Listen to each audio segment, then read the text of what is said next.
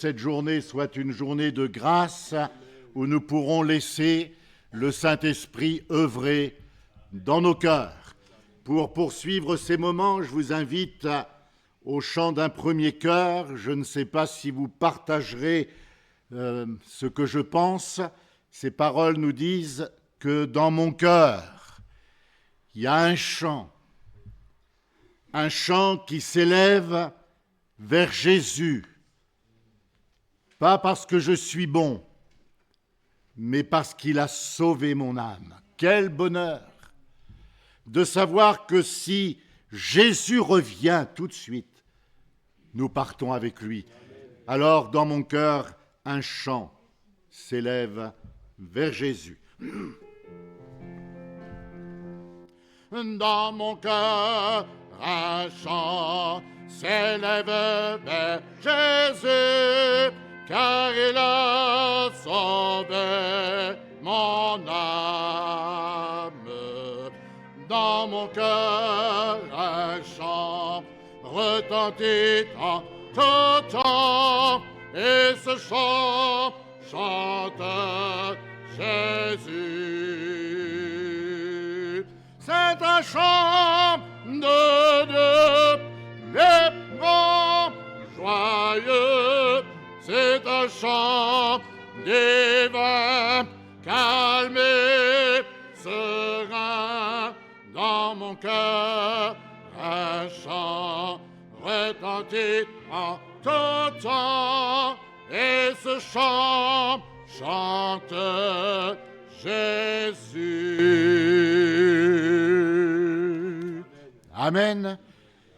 Je crois que pour nous chrétiens, si on retire ces deux syllabes, Jésus, nous sommes vides. Jésus remplit nos pensées, nos cœurs. Alors certainement qu'en vieillissant, parce que je vieillis aussi, est-ce que je deviens un petit peu plus gaga qu'avant ? Mais le nombre de fois où dans le silence de mon cœur je dis Jésus, Jésus, j'ai besoin de toi. Combien de fois je dis Jésus, garde-moi. Combien de fois je dis Jésus, visite-moi. Mais vous enlevez de mon cœur le nom de Jésus. J'ai l'impression que c'est un sac vide qui va s'écrouler. Dans mon cœur, un chant s'élève pour Jésus. On peut le reprendre ? Dans mon cœur, un chant s'élève vers Jésus, car il a sauvé mon âme. Dans mon cœur, un chant retentit en tout temps, et ce chant chante Jésus. C'est un chant de Dieu vibrant, joyeux. C'est un chant divin, calme et serein. Dans mon cœur, un chant retentit en tout temps, et ce chant chante Jésus. Amen. Et quand je prononce aussi souvent le nom de Jésus, oui, il se peut que je le prononce parfois avec larmes. Mais enfin, les paroles du 24 nous disent « Avec des cris de joie, ma bouche te chantera, j'élèverai mes mains et je te célébrerai. » Avec des cris de joie, ma bouche te chantera, j'élèverai mes mains et te célébrerai. Avec des cris de joie, ma bouche te chantera, j'élèverai mes mains et te célébrerai. Oh Dieu, tu es mon Dieu. Ne me te recherche et soupire après toi. Sur la terre desséchée, avec des cris de joie, ma bouche te chantera, j'élèverai mes mains et te célébrerai. Cris de joie, ma bouche te chantera, j'élèverai mes mains et te célébrerai.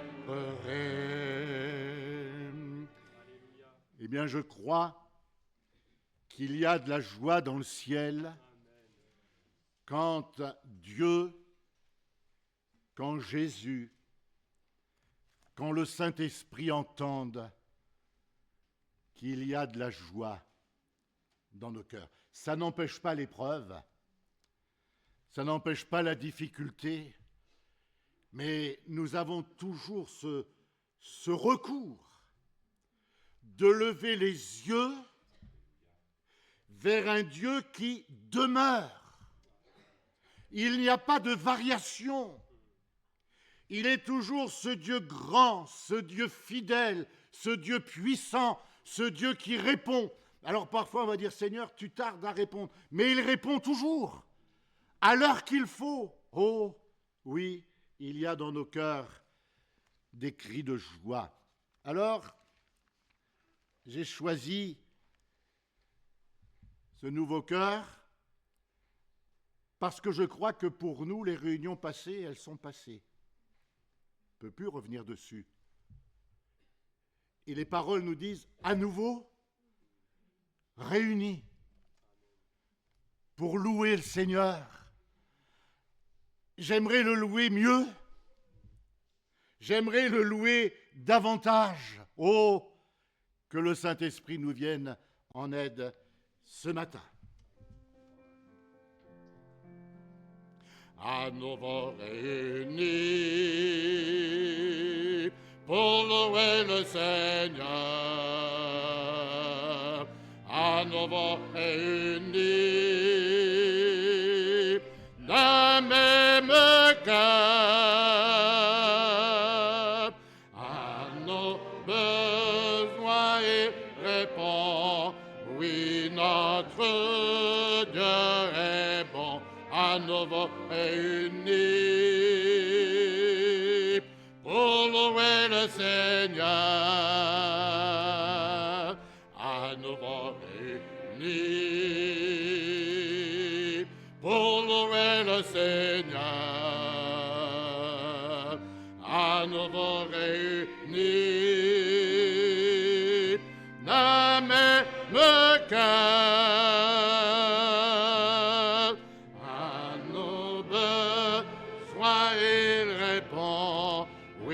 Notre Dieu est bon, à nouveau réunis pour louer le Seigneur.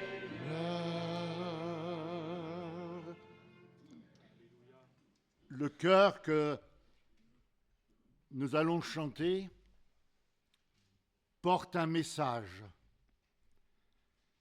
Le Seigneur l'a mis fortement sur mon cœur, il porte un message. Pour ce matin, un cœur fatigué, ça arrive, un cœur découragé. Et les paroles nous disent, et les paroles du cœur te disent, il est un homme dans la gloire, c'est Jésus de Nazareth. Écoutez bien, il peut marcher sur les vagues. Dieu marche sur les vagues de ta peine, de ta douleur, de ta souffrance. Il est assis dans la gloire et il peut maîtriser les vents. Je ne sais pas si dans ton cœur, dans ta vie, dans ton foyer, il y a des tempêtes. Rappelle-toi qu'il y a eu un Dieu là-haut dans le ciel qui nous a donné son Fils Jésus, qui est devenu homme, qui a souffert ce que nous avons souffert, et cet homme, il est assis là-haut dans la gloire et il intercède pour nous.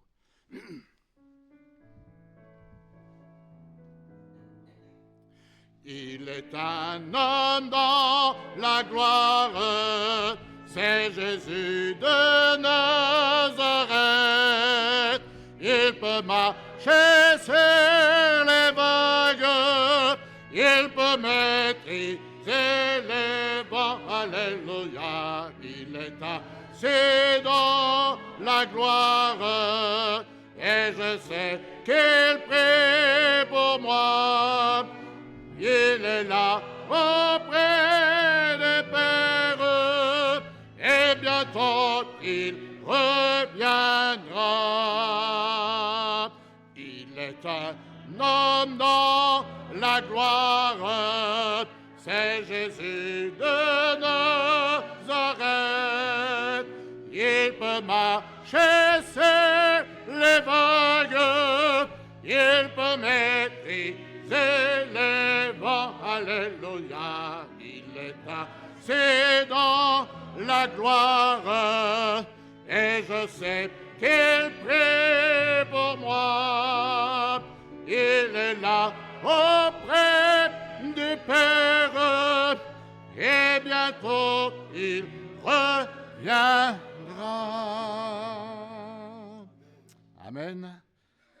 Après avoir chanté « Il est un homme dans la gloire »,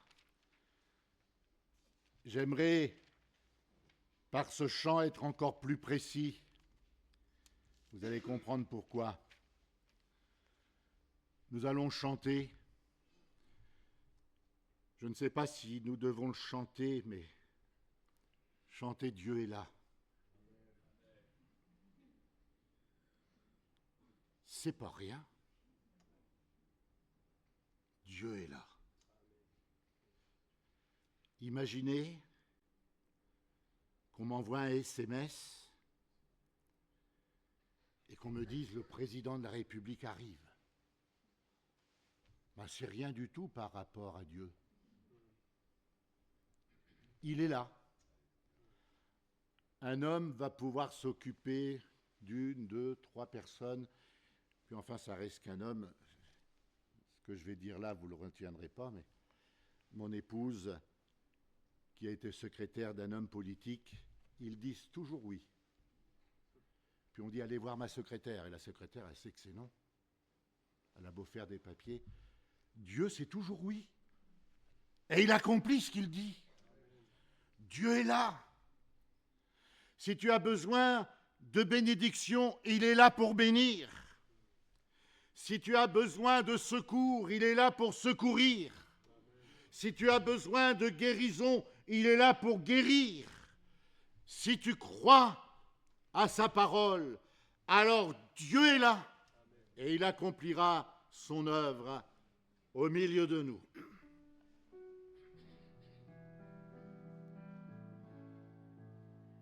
Dieu est là. Dieu est là. Dieu est là pour te bénir. Dieu est là. Dieu est là pour secourir, te consoler, te guérir. Si tu crois à sa parole, Dieu est là. Dieu est là. Dieu est là. Dieu est là pour te bénir. Dieu est là.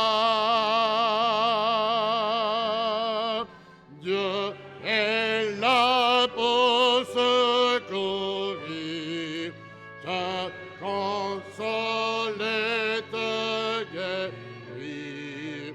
Si tu crois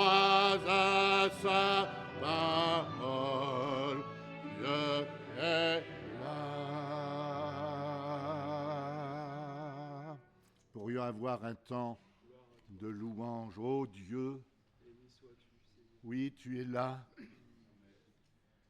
Que pourrions-nous ajouter à ta présence qui change tout? Seigneur, l'Église a besoin de bénédiction,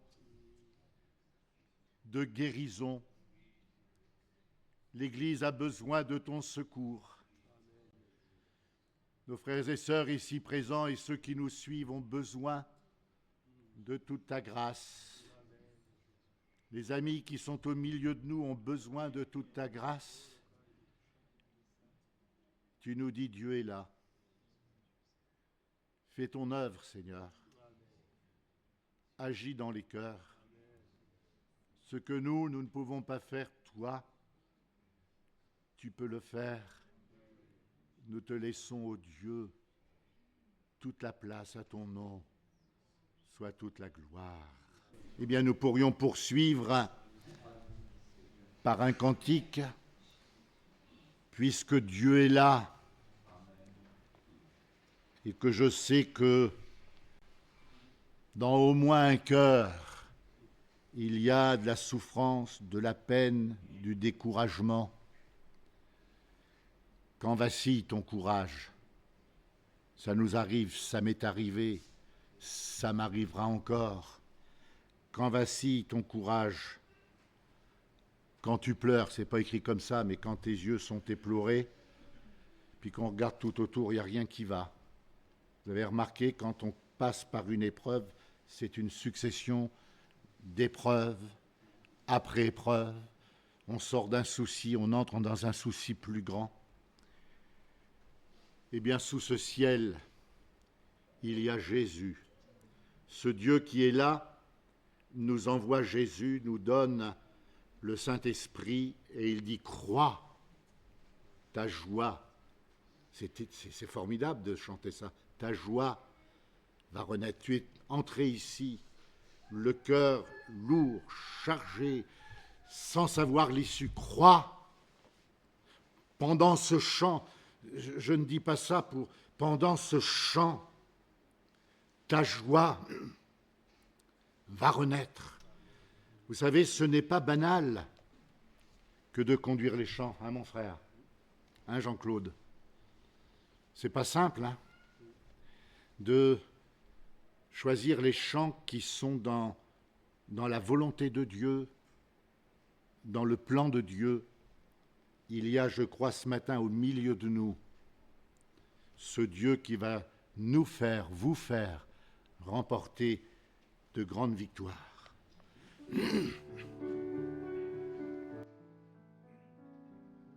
Quand vacille ton courage, quand tes yeux sont éplorés, tu ne vois que de l'orage sous un ciel enténébré. Crois, ta joie va renaître, de ces mots tu te souviens, gravés sur la main de maître, je ne m'inquiète point. Malmené dans cette vie, ballotté par l'océan, peut-être que si tu cries, aucun homme ne t'entend. Oui, ces mots tu dois connaître, c'est ton phare dans la nuit, gravé sur la main du maître. Non, jamais Dieu ne m'oublie. Dans sa main qu'elle a l'allégresse, qu'elle paie pour chaque jour.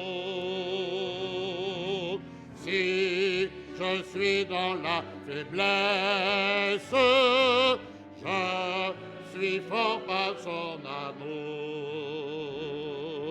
Et quand Christ va m'apparaître, m'appeler à lui bientôt, porté par la main du Maître,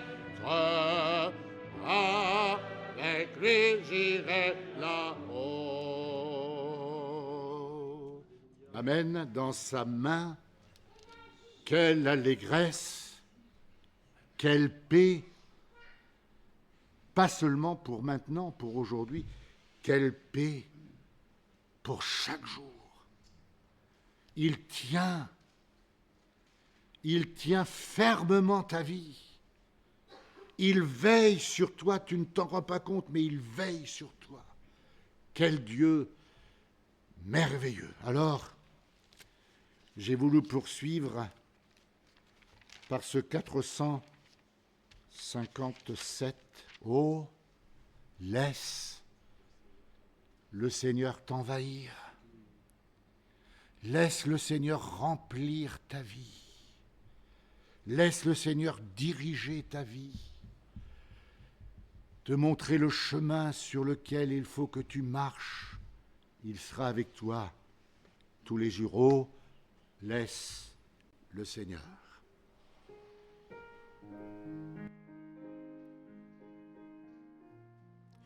Oh, laisse le Seigneur t'envahir, t'entourer de son amour, rafraîchir aujourd'hui ton âme et ton cœur. Donne-lui ce qu'il te demande, et son esprit descendra. Une vie nouvelle il te donnera.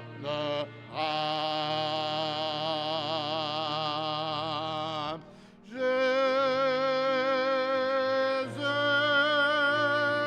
oh Jésus,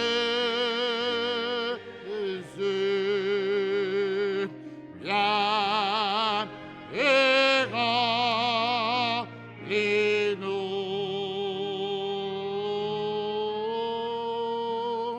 Jésus, oh Jésus,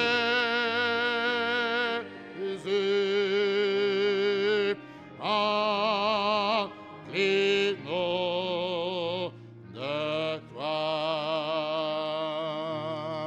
Ensemble célébrons notre roi, offrons-lui nos chants de joie. Laissons tondre son cœur à son amour. Sa voix dissipe la tristesse, et son nom répand la paix. Pour lui seul, nous vivons désormais. Jésus, oh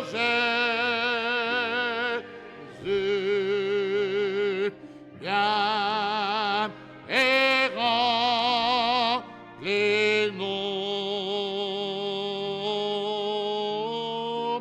Jésus, oh Jésus, remplis-nous de toi. Amen. Et avant que nous partagions ensemble le repas du Seigneur, j'aimerais terminer par ce 365 qui nous demande et qui nous appelle à contempler cette croix bénie. S'il n'y avait pas la croix, il n'y aurait rien. En contemplant la croix bénie où mourut le prince de paix.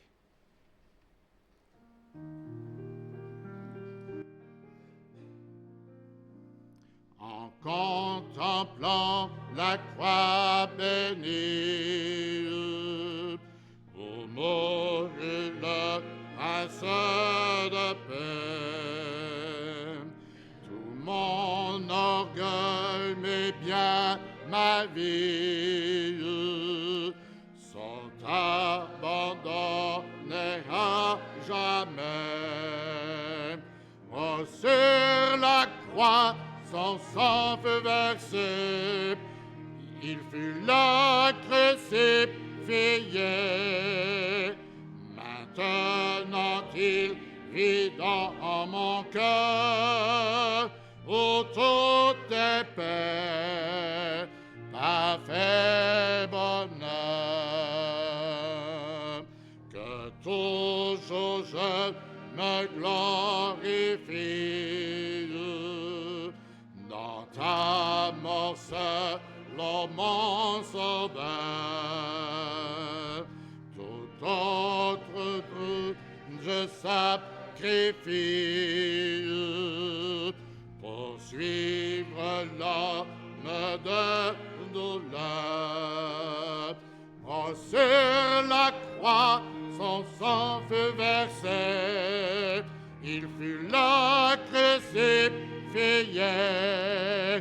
Maintenant il vit dans mon cœur où tout est paix, parfait bonheur.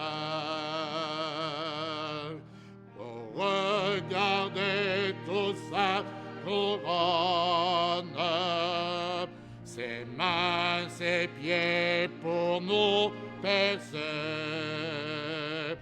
nous coule un fleuve qui nous donne pardon, paix, joie et sainteté.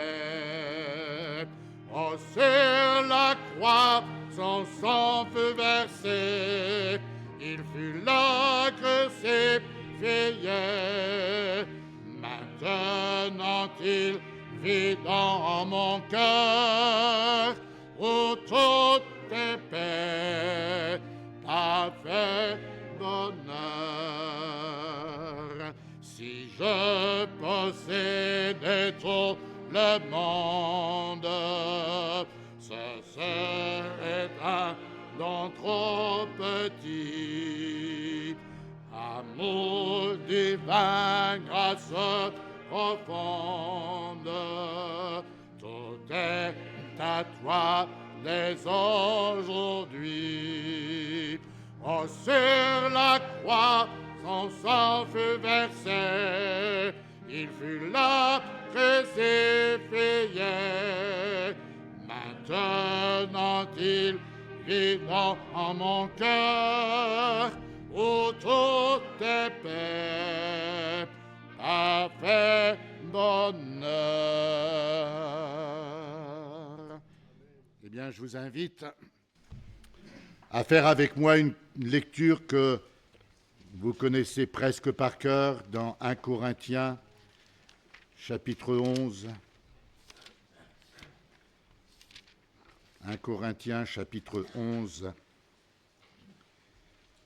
J'aimerais reprendre la lecture à son début, avant d'arriver à ce que dit l'apôtre Paul.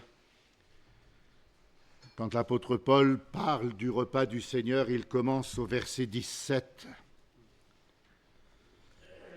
1 Corinthiens 11, 17. En donnant cet avertissement, c'est ce que je ne loue point, c'est que vous vous assemblez. Pardonnez-moi le peu de ce qu'il vient de dire. Non pour devenir meilleur, mais pour devenir pire. Il parle à l'Église. Je suis marqué par ces mots-là. Enfin, Seigneur, regarde dans vos cœurs. Et d'abord, j'apprends que lorsque vous vous réunissez en assemblée, il y a parmi vous des divisions. Et je le crois en partie. Car il faut qu'il y ait aussi des sectes parmi vous, afin que ceux qui sont approuvés soient reconnus comme tels au milieu de vous. Donc, lorsque vous vous réunissez, ce n'est pas pour manger le repas du Seigneur, car quand on se met à table, chacun commence par prendre son propre repas, et l'un a faim, tandis que l'autre est ivre. N'avez-vous pas des maisons pour y manger et boire, ou méprisez-vous l'Église de Dieu et faites-vous honte à ceux qui n'ont rien? Que vous dirai-je? Vous louerai-je? En cela, je ne vous loue point. Alors il va leur dire, car j'ai reçu du Seigneur ce que je vous ai enseigné. C'est que le Seigneur Jésus, dans la nuit où il fut livré, prit du pain, et après avoir rendu grâce, le rompit et dit, ceci est mon corps qui est rompu pour vous, faites ceci en mémoire de moi. De même, après avoir soupé, il prit la coupe et dit, cette coupe est la nouvelle alliance en mon sang, faites ceci en mémoire de moi toutes les fois que vous en boirez. Car toutes les fois que vous mangez ce pain et que vous buvez cette coupe, vous annoncez la mort du Seigneur jusqu'à ce qu'il vienne. C'est pourquoi celui qui mangera le pain ou boira la coupe du Seigneur indignement sera coupable envers le corps et le sang du Seigneur. Que chacun donc s'éprouve soi-même, et qu'ainsi il mange du pain et boive de la coupe. Car celui qui mange et boit sans discerner le corps du Seigneur mange et boit un jugement contre lui-même. Puis des versets qui sont terribles. Seigneur, purifie ma vie ce matin. Purifie mes pensées. Purifie mes désirs. C'est pour cela qu'il y a parmi vous beaucoup d'infirmes et de malades, et qu'un grand nombre sont morts. Si nous nous jugions nous-mêmes, nous ne serions pas jugés. Mais quand nous sommes jugés, nous sommes châtiés par le Seigneur, afin que nous ne soyons pas condamnés avec le monde. Amen. Que le Seigneur bénisse ces moments autour de la table sainte et que ces moments amènent une pluie de bénédiction au milieu. Merci encore une fois à Joël d'avoir pris part dans la direction des chants ce matin. Que le Seigneur soit béni vraiment, frères et sœurs. Il conduit encore ces moments et c'est le désir de nos cœurs, c'est qu'il puisse nous parler encore ce matin et que nous soyons à son écoute. Je vous invite à faire ensemble une lecture dans l'Apocalypse au chapitre 2 et au verset 1er. Apocalypse chapitre 2, verset 1er.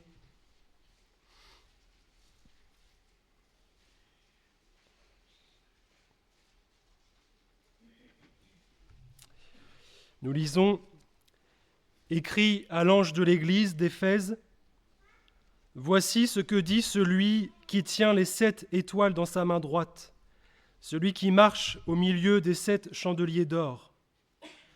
Je connais tes œuvres, ton travail et ta persévérance. Je sais que tu ne peux supporter les méchants, que tu as éprouvé ceux qui se disent apôtres et qui ne le sont pas, et que tu les as trouvés menteurs. Que tu as de la persévérance, que tu as souffert à cause de mon nom, et que tu ne t'es point lassé. Mais ce que j'ai contre toi, c'est que tu as abandonné ton premier amour. Souviens-toi donc d'où tu es tombé. Repens-toi et pratique tes premières œuvres. Sinon je viendrai à toi et j'ôterai ton chandelier de sa place, à moins que tu ne te repentes. Tu as pourtant ceci, c'est que tu hais les œuvres des Nicolaïtes, œuvres que je hais aussi. Que celui qui a des oreilles entende ce que l'Esprit dit aux églises. À celui qui vaincra, je donnerai à manger de l'arbre de vie qui est dans le paradis de Dieu. Amen. Frères et sœurs, je ne voudrais pas commencer et poursuivre ces moments par ce texte en faisant comme un reproche à l'Église. Je crois qu'il y a, bien sûr, au travers de cette lettre que le Seigneur Jésus lui-même a adressée à l'Église d'Éphèse et à l'ensemble des chrétiens, il y a un constat et des reproches, ou au moins un reproche. Mais je crois que dans la parole de Dieu, frères et sœurs, il y a aussi des avertissements. Il y a aussi des exemples que le Seigneur laisse à son Église pour nous avertir, pour nous préparer, pour nous prévenir. Et sincèrement, je le perçois comme cela ce matin, frères et sœurs. Je crois que le Seigneur, au travers de ce texte, ne veut pas forcément reprendre l'église de Pont-Audemer, notre assemblée ce matin, en disant « voilà ce que j'ai contre toi ». Mais je crois que le Seigneur insiste ce matin en disant « voilà ce que je dis à ces églises des temps de la fin, voilà ce que je reprocherai à ces églises, à ces chrétiens au temps de la fin, c'est que premièrement, tu as abandonné ton premier amour. » C'est un constat, frères et sœurs, et c'est une vérité. Nous sommes dans les temps de la fin et quand nous regardons, nous lisons la parole de Dieu, Jésus lui-même a dit que dans les derniers jours, l'amour, la charité du plus grand nombre se refroidira. Nous avons déjà entendu ici qu'il n'y a pas si longtemps que cela que le Seigneur nous avertissait sur le fait d'être tiède, même d'être froid. Moi je crois, frères et sœurs, qu'il y a dans cette parole de Jésus non pas une absence totale d'amour. Jésus ne dit pas qu'il n'y aura forcément plus d'amour, il dit que la charité se refroidira. Et je crois que quand on prend cette parole de Jésus et le texte de l'Apocalypse que nous avons lu, en fait je crois qu'il y aura toujours de l'amour dans les églises. Il y aura toujours l'amour chez les chrétiens. Mais il n'y aura plus le véritable amour. Et dans la parole de Dieu, le véritable amour, il est tout trouvé, c'est Jésus. Le véritable amour, nous dit la parole de Dieu, c'est l'amour de Christ. Et les chrétiens, les chrétiennes, les églises, le Seigneur nous avertit, nous encourage aussi, nous exhorte à dire, mes frères et sœurs, demeurons dans l'amour de Christ. L'église d'Éphèse, c'est quand même une église aussi particulière. Le Seigneur s'adresse, nous dit la parole de Dieu, à son ange, c'est-à-dire à celui qui l'a conduit, à l'évêque, au pasteur, dirons-nous. Et quand j'ai repris l'épître aux Éphésiens, l'épître de Paul, j'ai souligné plusieurs choses et je vois dans cette épître que l'apôtre Paul montre à cette église que cette église est vraiment en Jésus. À plusieurs reprises dans le premier chapitre, il dit « en lui », « en Jésus »,« en Christ ». Donc cette Église, dès son fondement, dès son existence, dès sa création, elle demeure en Jésus.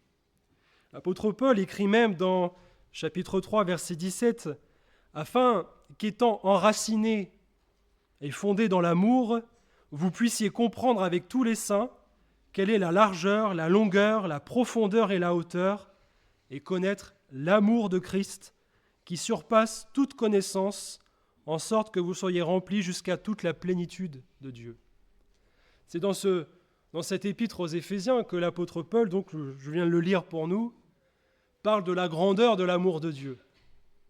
Et il commence ces versets en disant « afin qu'étant enracinés et fondés dans l'amour ». Ça veut dire que cette église d'Éphèse avait ses racines dans l'amour de Dieu. Cette église d'Éphèse était fondée sur et dans l'amour de Dieu. Toute église digne de ce nom est enracinée et fondée dans l'amour de Dieu. Nous sommes tous, frères et sœurs, des créatures, nous sommes tous des êtres qui ont été créés par Dieu, mais quand nous avons rencontré Jésus, Jésus a mis en nous son amour, il nous a transformés, il a changé notre cœur, et dans notre cœur, il a mis son amour en nous. Et nous sommes aujourd'hui encore, frères et sœurs, quand nous sommes des chrétiens, des chrétiennes, des gens qui sont appelés à être dans l'amour de Dieu, à être dans l'amour de Christ.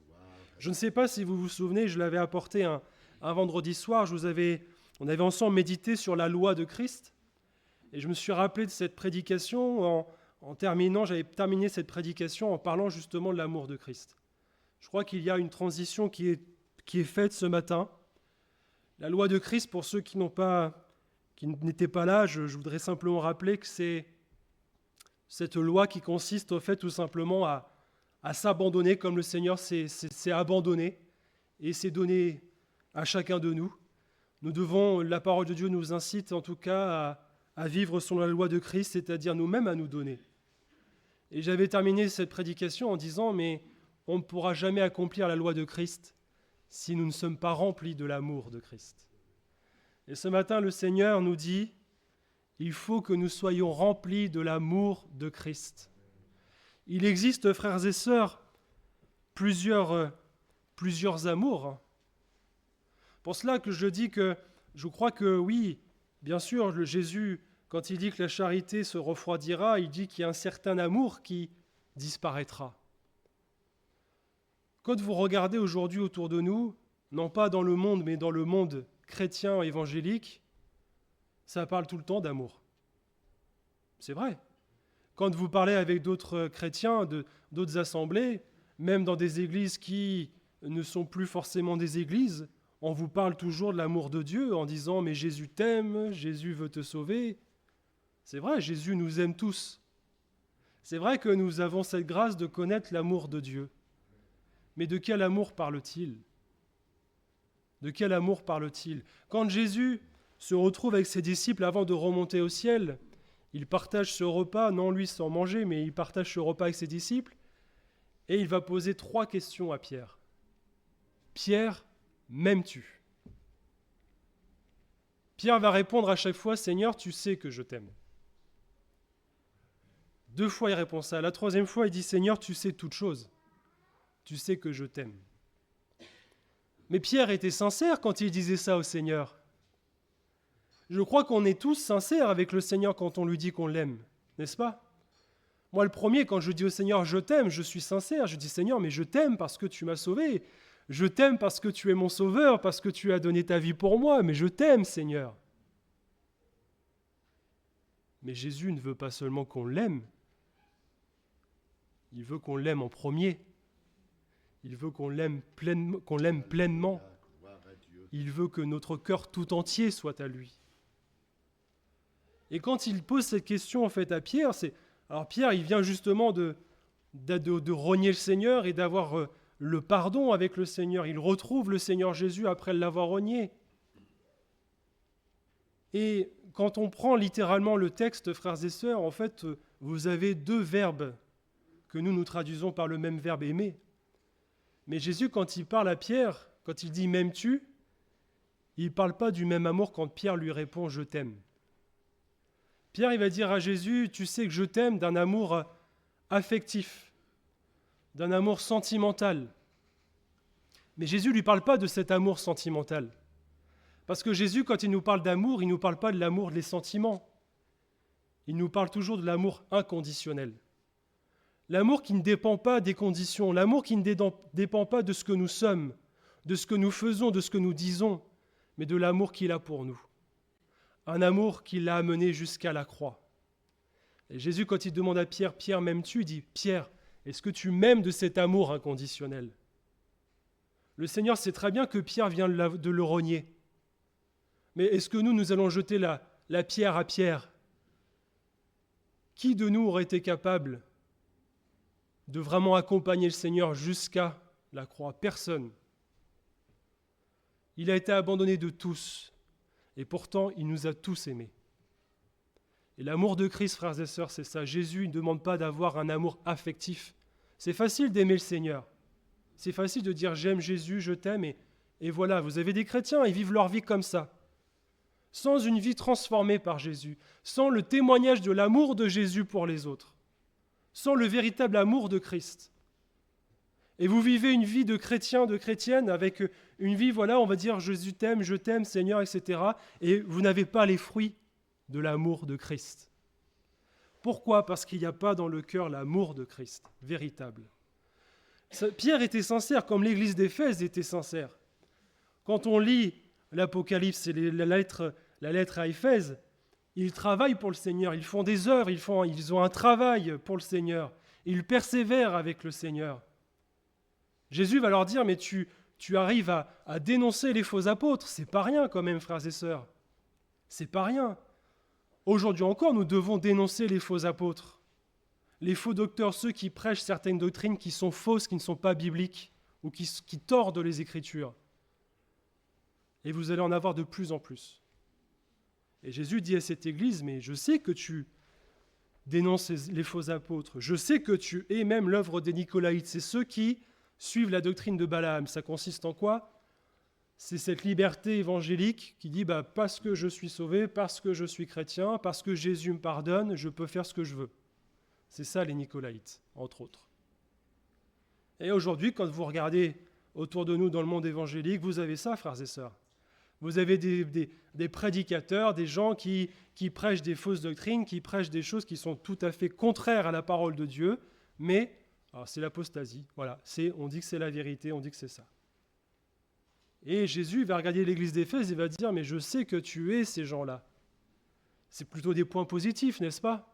Et moi, je crois vraiment, sincèrement, que les Éphésiens étaient des chrétiens sincères, ils faisaient les choses sincèrement. Mais Jésus va leur dire, mais tu as abandonné ton premier amour. Frères et sœurs, si Jésus dit ton premier amour, c'est qu'il y en a un deuxième, qu'il y en a peut-être un troisième, etc. Jésus, s'il dit premier, c'est qu'il y a une parole il y a un sens à ces mots-là, n'est-ce pas ? Alors le premier, c'est quoi ? On peut parler du premier en termes de chronologie, c'est-à-dire la première chose que l'on rencontre. On a tous connu ça, frères et sœurs, le premier amour sentimental. Mais Jésus, quand il parle du premier amour, il ne parle pas du premier amour à ce sens-là. Il parle de l'amour qui, dans un classement, dans un rang, doit être tout en haut. Là. Tout le reste, c'est en dessous.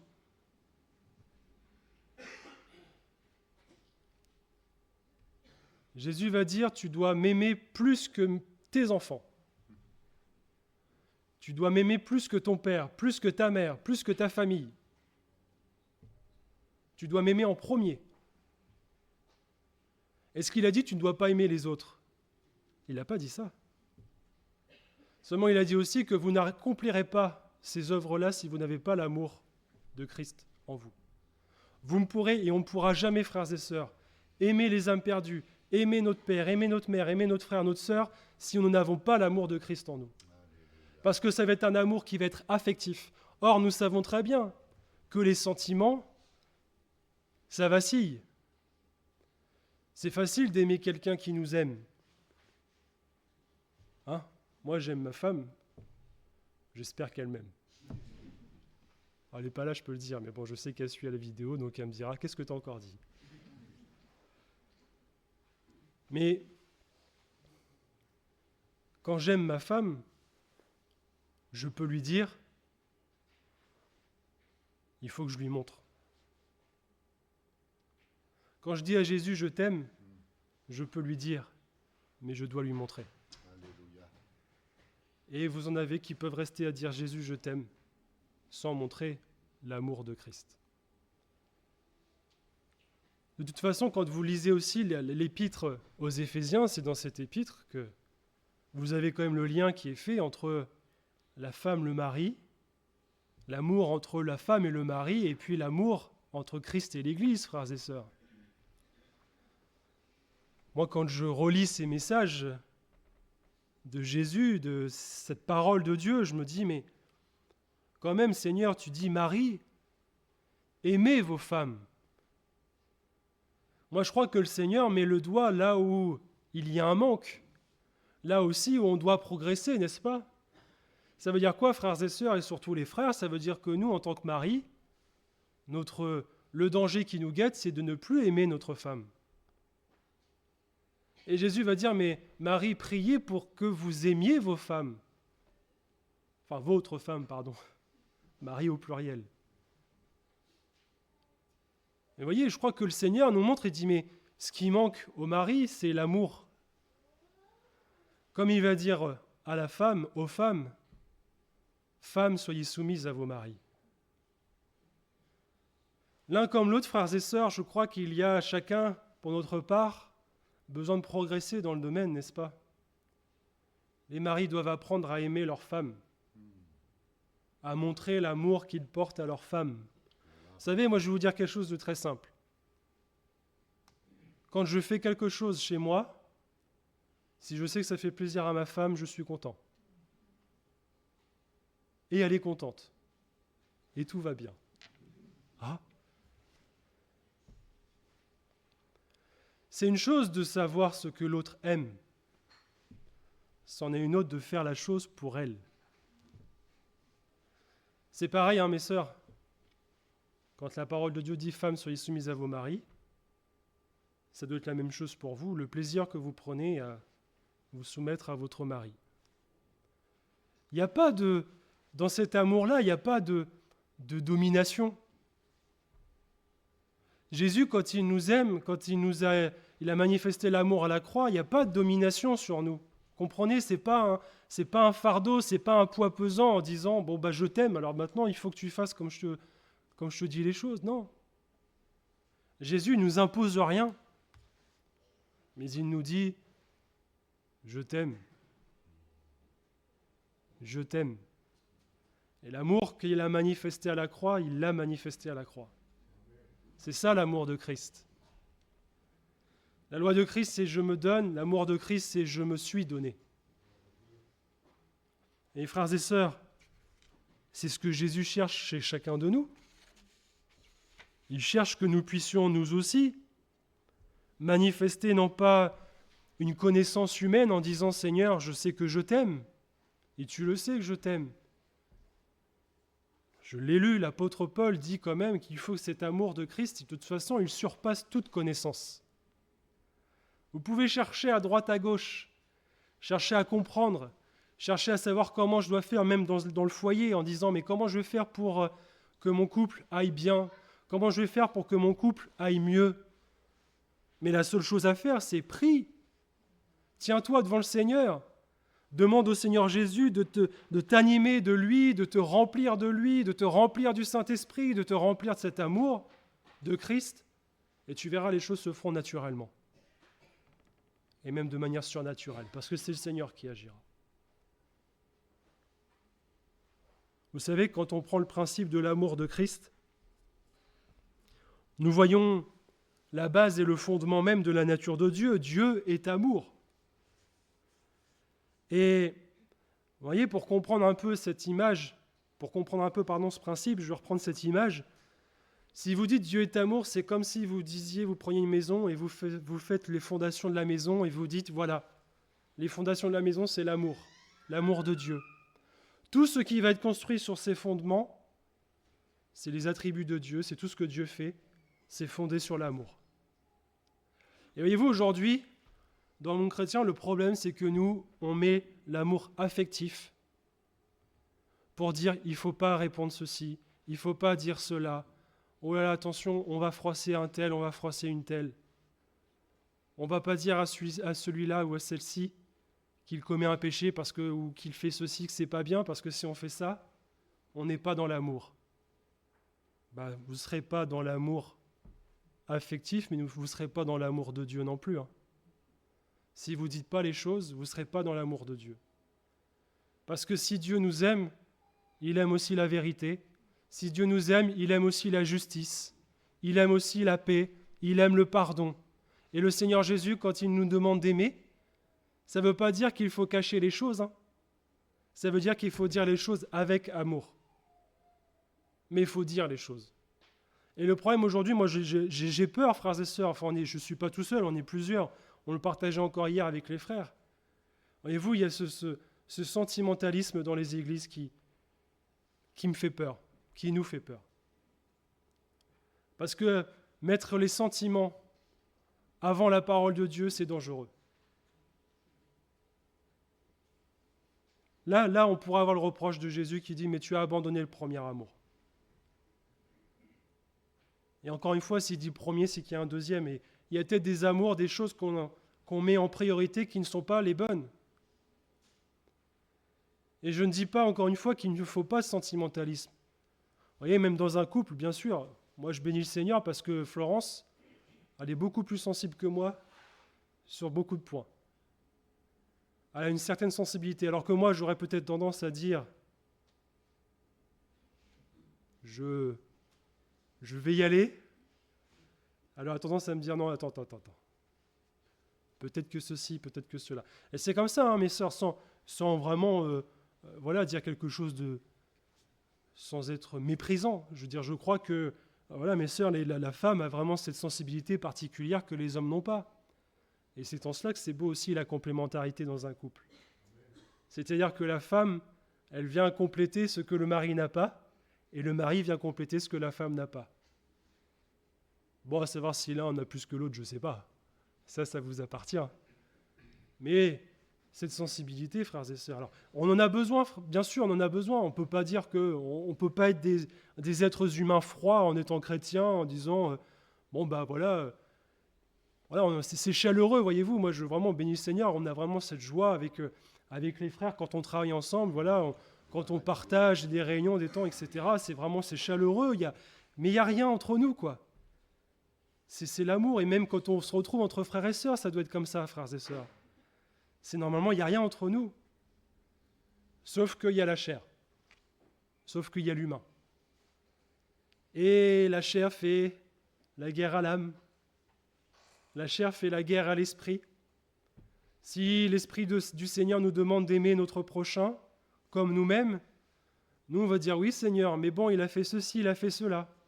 Mais bon, elle est comme ci, elle est comme ça, comment je pourrais l'aimer? Mais Jésus nous dit, mais je ne te demande pas d'aimer d'un amour affectif, je te demande d'aimer d'un amour inconditionnel, l'amour de Christ. Si Jésus avait fait comme nous, s'il avait pris le temps de regarder ce que nous étions et de considérer ce que nous étions, vous croyez qu'il serait mort à la croix pour nous en disant « Mais attends, j'ai beau te dire les choses, ça ne change pas, tu continues à persister. Mais moi, je m'arrête là. » Jésus, il n'a pas fait ça. Et heureusement, parce que Dieu est amour. Jésus est amour, il est dans le véritable amour. Quand je préparais ce message, je me suis posé cette question. Je me suis dit à quel moment est-ce que le Seigneur, dans sa parole, parle pour la première fois de l'amour. Je ne sais pas si vous le savez. Moi, je suis tombé, j'ai cherché vraiment avec l'étymologie du mot, avec la lecture littérale, et j'ai trouvé cela dans Genèse 22, versets 11 et 12. Il est question d'Abraham. Après ces choses, Dieu mit Abraham à l'épreuve et lui dit « Abraham ». Il répondit « Me voici ». Dieu dit « Prends ton fils, ton unique, celui que tu aimes, Isaac, et va-t'en au pays de Morija, offre-le en holocauste sur l'une des montagnes que je te dirai. » Dieu va mettre à l'épreuve Abraham sur l'amour qu'il a pour son fils. Il va dire à Abraham, tu vas prendre ton fils, celui que tu aimes, et tu vas le sacrifier en holocauste. Bien sûr, frères et sœurs, nous savons que Dieu est contre tout sacrifice humain et que le Seigneur va arrêter Abraham avant qu'il commette le sacrifice sur son propre fils. Mais tout de même, j'ai trouvé dans ces versets, je me suis dit, mais Seigneur, tu mets à l'épreuve Abraham sur l'amour qu'il porte à son fils, en mettant finalement l'amour qu'il a pour son fils face à l'amour qu'il te porte. La foi d'Abraham a été prouvée en cela, frères et sœurs. Dieu a mis Abraham à l'épreuve sur l'amour qu'il avait pour Dieu. C'est une chose, encore une fois, de dire « Seigneur, je t'aime ». C'en est une autre de le prouver, de le montrer par les actes. Et bien sûr, au travers de ces versets, frères et sœurs, le Seigneur était en train de prophétiser sur le fait que si lui, il n'a pas permis qu'Abraham sacrifie son fils unique, celui qu'il aime, Dieu va dire, mais moi, qui ai tant aimé le monde, je donne mon fils unique en sacrifice. Et là, on commence à entrer dans la dimension, dans la compréhension de l'amour de Christ. Dieu n'a pas permis qu'Abraham sacrifie son fils, il a vu qu'Abraham lui faisait confiance, qu'il était capable de sacrifier vraiment tout ce qu'il avait sur terre, même si c'était des promesses que Dieu lui avait données, même si c'était des choses que Dieu lui avait promises. Abraham a accepté de remettre cela en question en disant « Mais de toute façon, Seigneur, je te fais confiance. » Voilà ce qu'il a dit, voilà ce qu'il a fait. Mais Dieu, il n'a pas permis à Abraham de sacrifier son fils. Mais lui, il a sacrifié Jésus, son fils unique. Et la parole de Dieu est claire, il a fait ça par amour pour nous. Et puisque Dieu est amour, l'amour est éternel, frères et sœurs. L'amour de Dieu est éternel. J'aime ce chant aussi, ce cantique qui dit à mon cœur, l'amour de Dieu s'est fait connaître. À mon âme, pardon. Je réfléchis les paroles. À mon cœur, l'amour de Dieu s'est fait connaître. Moi, j'aime beaucoup ce cantique parce que ces paroles sont vraies, frères et sœurs. Comment pourrions-nous être dans l'amour si Dieu ne nous avait pas donné Jésus et si Jésus ne s'était pas donné pour nous? Comment pourrions-nous aimer notre prochain si Jésus ne nous donne pas cet amour pour l'autre?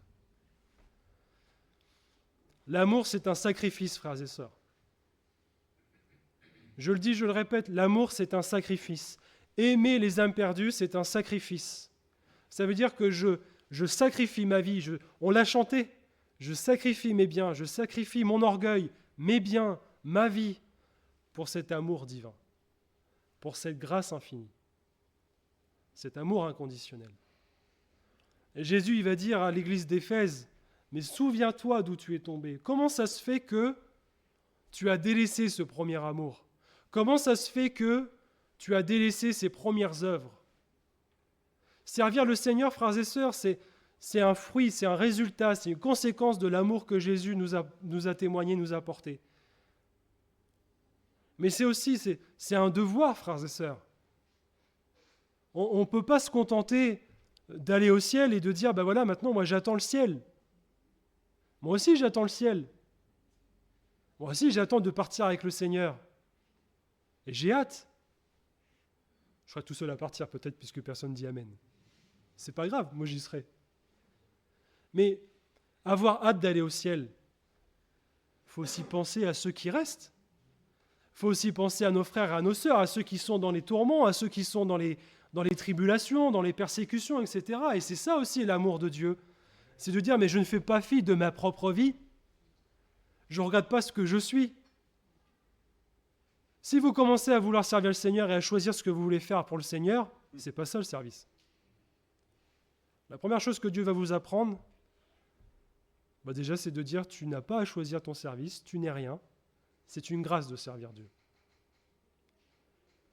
Et on ne peut pas s'attacher à un service, frères et sœurs. On ne peut pas, alors comprenez-moi, on ne peut pas aimer le service plus que Dieu. Jésus va dire, mais je vois tes œuvres, je vois ton travail, je vois que tu fais, je vois que tu t'agites, je vois que tu fais des choses. Mais est-ce que tu m'aimes ? Est-ce que tu fais ça par amour pour moi ou tu fais ça parce qu'il faut faire les choses? Est-ce que tu fais ça parce que, voilà, les autres font, alors moi je fais. Après, vous en avez, ils voient les autres faire, mais ils ne font pas. C'est autre chose, parce qu'eux, ils ont un amour propre.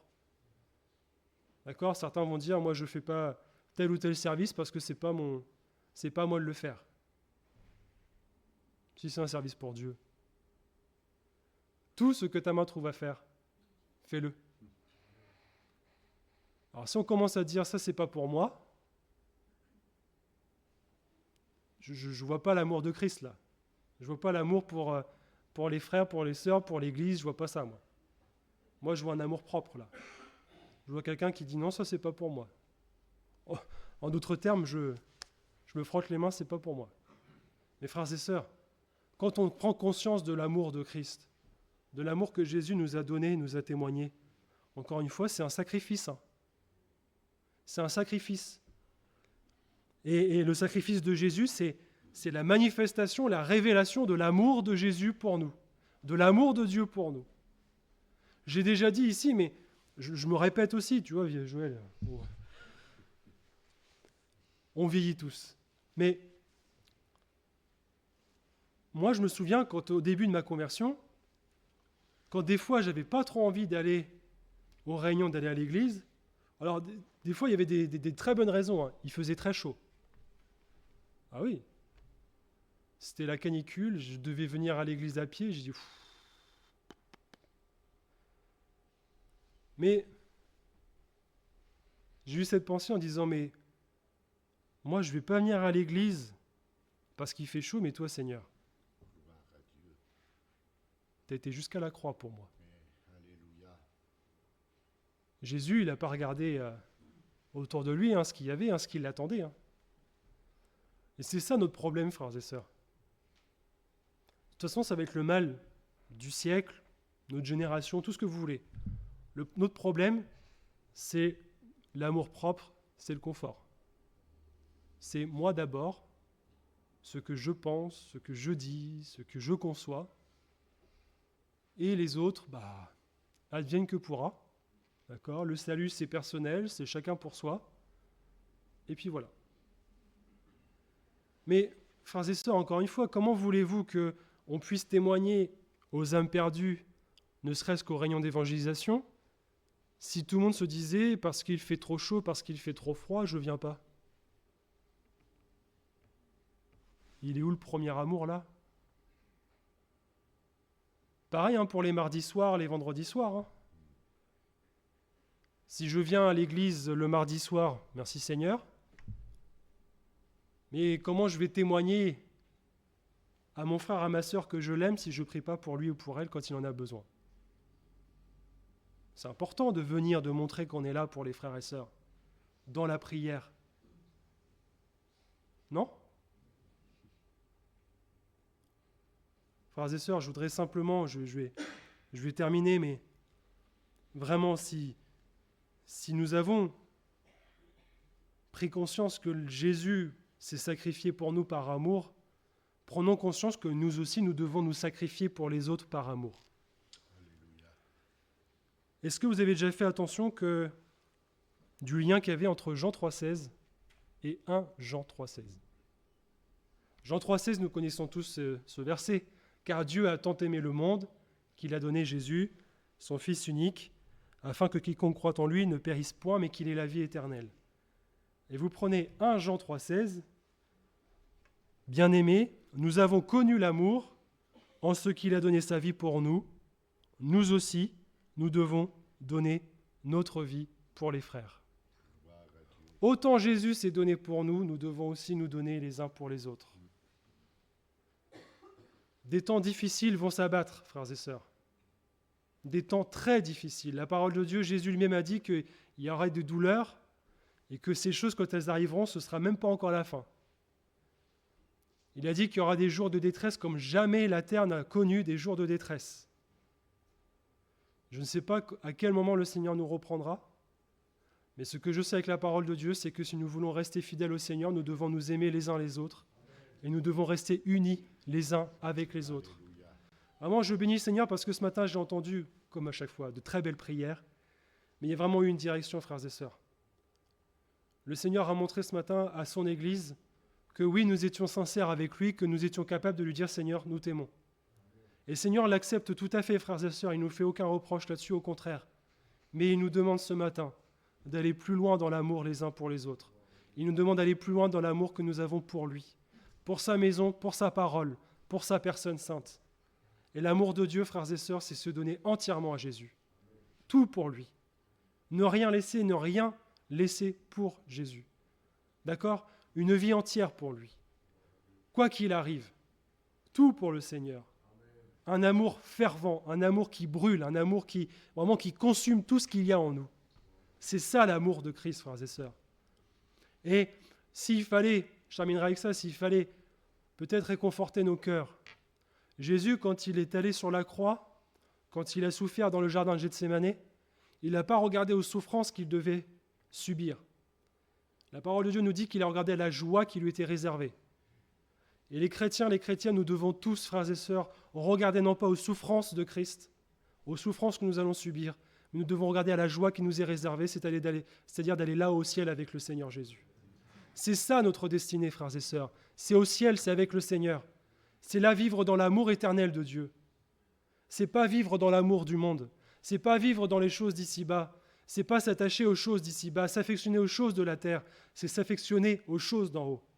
Et quand la parole de Dieu dit qu'il faut nous affectionner aux choses d'en haut, elle montre bien que nous devons avoir des sentiments, une attirance pour les choses d'en haut, et non pas pour les choses d'en bas. Mais je crains, frères et sœurs, je sais très bien ce que je prêche. Et encore une fois, on le partageait avec d'autres frères hier.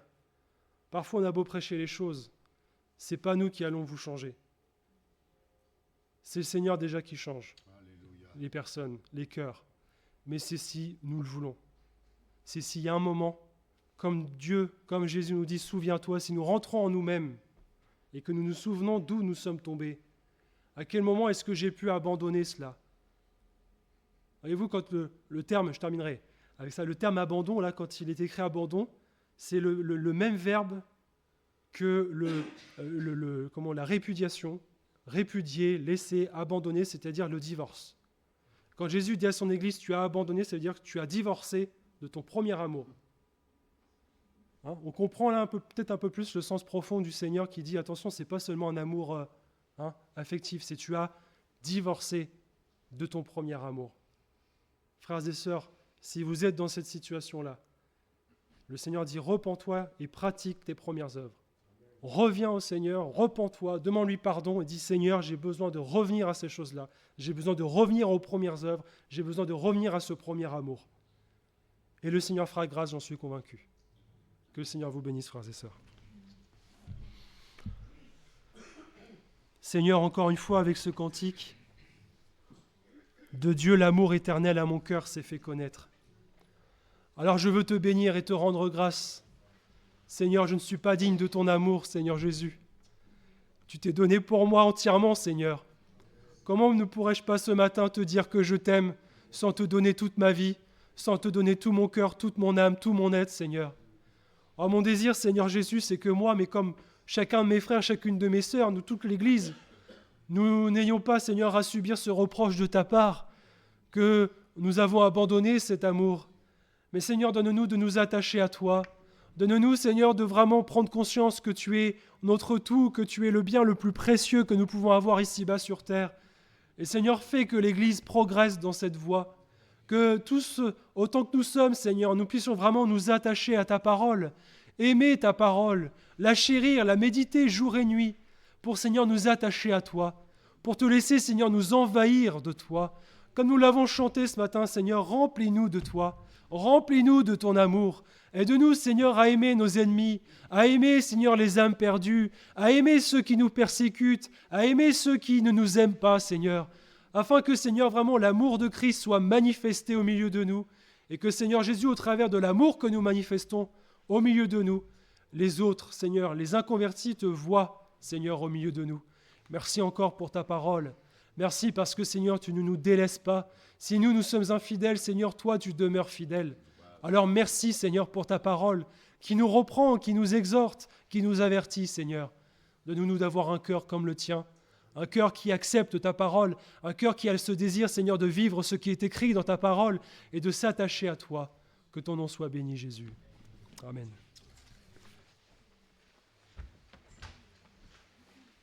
Gloire à Dieu. Pendant que deux de nos frères passeront pour les offrandes, je vous invite à vous lever par la parole, par le chant, debout, au peuple racheté par le sang du Sauveur.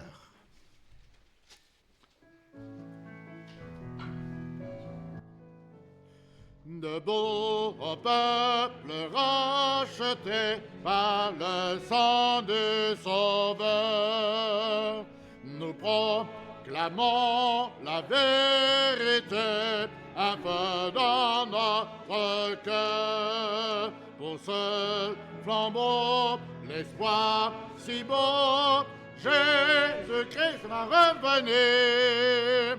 Tous autour de notre drapeau, marchons vers l'avenir. Debout, soldats du roi des rois, sauvés par son amour. Suivons les vainqueurs d'autrefois, luttons jour après jour. que tout péché soit arraché des plus profonds de nos cœurs, que tout lien soit détaché et nous serons vainqueurs. Debout les vaillants et les forts de l'esprit revêtus, ensemble joignons nos efforts par le Seigneur Jésus.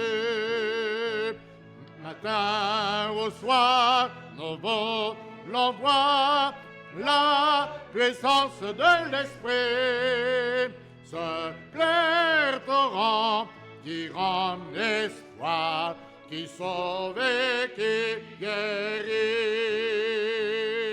Debout, car voici le matin, c'est le glorieux jour.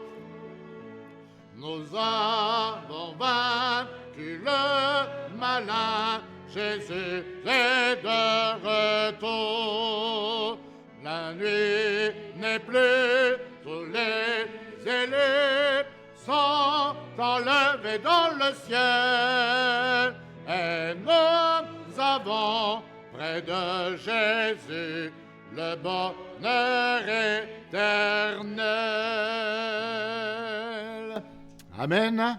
Bien, ainsi s'achève notre culte. Nous retrouverons cet après-midi à 15h30 avec la même joie, avec le même amour pour Dieu.